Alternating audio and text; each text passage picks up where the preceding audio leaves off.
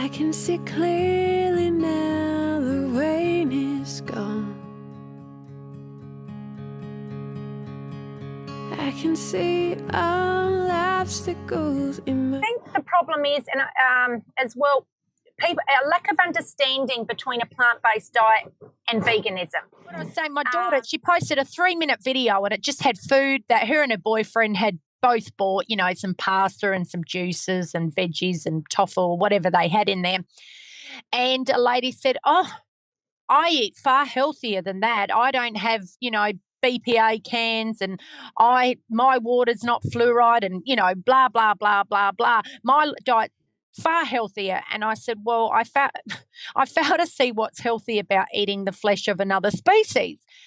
And I said, my daughter's just sharing with people what people can eat on a vegan diet. And this is what she actually eats. You know, I said, veganism has nothing to do with a diet. And she was actually quite interested. She said, you know what? I always thought it was a diet. So, you know, people, and diet's such an ugly word for people, especially women who've been on, you know, every different diet over the years. The thought of a diet is ugly, you know. You know, I don't want to go on a diet, you know. So I think it's education too that veganism isn't a diet. And because, you know, there's so much advertisement now, you know, eat healthy, do this, and that people don't realise it's an ethical lifestyle. It has nothing to do with, I mean, if you want to eat a plant-based diet, you know, a healthy whole food plant-based diet, sure, that's great. That's great for your health. But you can eat any way you like as long as you're abstaining from putting animal products in as a vegan. Yeah. And I think that's a big confusion there. And not enough people who are teaching plant-based are teaching this. I guess for me, I'm an ethical vegan, so it's something that I really like to educate people on. I like to share with people, you know, why I'm a vegan. Can you hear me? Yes. Yep. Yeah, just making sure. I like to share with people why I'm a vegan and the importance of being a vegan. Sorry, Walter. Walter. That's not what I was expecting to hear. Hey, Walter. Oh, Walter, he's a little old dog and he never gets playful. But of course, today he's decided to get playful. You know, that's what would happen while you know, he's not getting my attention. So I think it's important for, you know, people who want, I think it's great people teaching plant-based nutrition. It's what I do, but we have to go one step further as people teaching plant-based nutrition and teaching people about the vegan movement as well. It's essential. So how would you then, if I said to you, what is a vegan then? Describe that to me.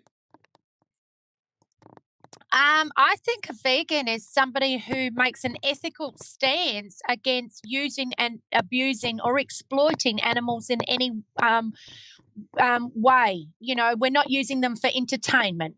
We're not using them for clothing. We're not using them for food. We're not using them for medicine. We're not using them in any part of our lifestyle. We're not using them for breeding. I mean, the list goes on and on. What we get, you know, people say, is it okay that I've got, you know, I buy chickens, you know, so I can have the eggs. It's not cruel. And ultimately, of course, it doesn't look cruel because the chicken's in the backyard. You've let it roam free and it's having eggs. But where did the chicken come from? That's right. And that's what people aren't looking at and seeing the big picture because, you know, and, you know, someone might say, but I've got a big cow and I'm just squeezing its milk out and I'm just taking that little bit that I want. Obviously, no, it's not cruel like the ones that are, you know, attached to apparatuses and that. But where did that cow come from? You know, have you just, you know, and as long as we keep holding on to these sort of values and whatever, we'll never, ever enforce what a vegan should be. I think a vegan should be as much as possible not exploiting animals, you know. And when I say as much as possible, you know, there's times I'm treading on ants by accident and, you know, that's what things you hear from people. Oh, but you tread on an ant. You're not a vegan. Sure, yeah. You know, look, in a perfect world, we're not perfect. But as much as possible, we are not to exploit animals. They're not there for us. They've got as much right to be in this world as us. Look, let alone the fact that we need to face the fact to think any other way is soul-destroying and ridiculous, and that feeds the insanity, obviously. You know, anyone that says no, abuse and murder is justifiable on any level whatsoever can't be directing us down a healthy pathway. You know, it represents a human being standing in a place of honesty, integrity, and compassion. And then from that place, of course, you see what's happening to the animals, and from a place of strength, honesty, courage, and compassion, you say no to that. I think where the vegans perhaps need to open their parameters is they need to now maintain that stance with their entire life. You know, because otherwise what happens is we maintain that I'm a vegan when we look at the animal cruelty, but suddenly you're not a vegan when you go to your work, and then you're not a vegan when you're dealing with your partner or your family members or your friends. Suddenly all the compromise kicks in, and I think that's where it's got to stop. So I think if a human being just stood in that, what a vegan is permanently, then it would lead to a plant-based diet. You'd effectively be an environmentalist. You'd be a human rights supporter. You would be, you know, open to anything and everything that is going to expand and open up our world in a bigger way.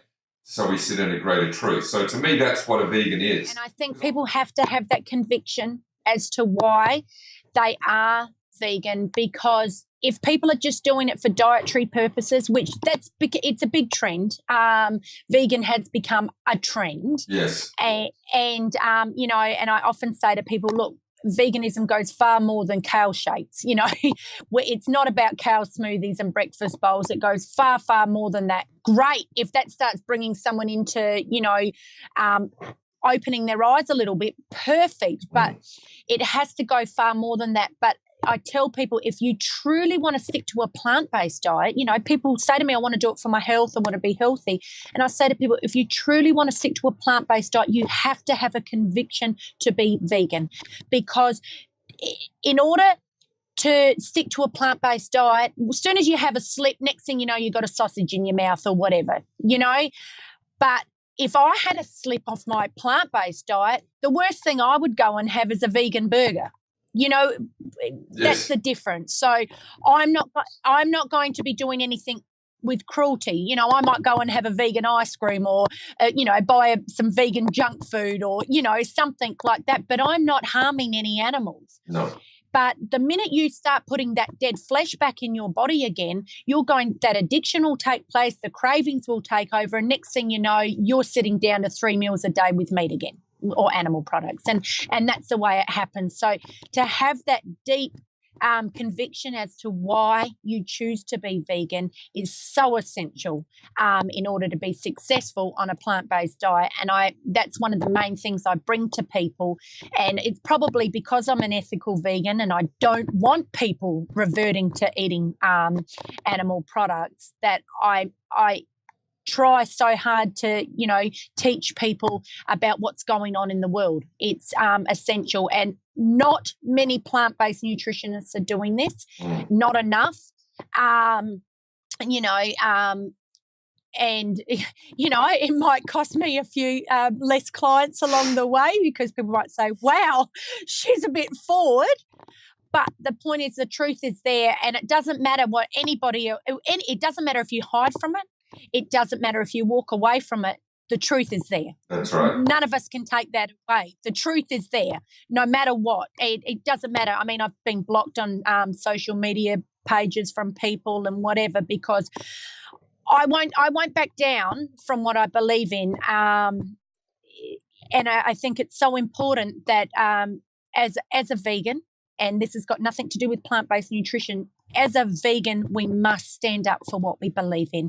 And I often tell people, if people say, wow, you know, you're so passionate, you're so strong about it, I'm a voice for the voiceless. They can't talk.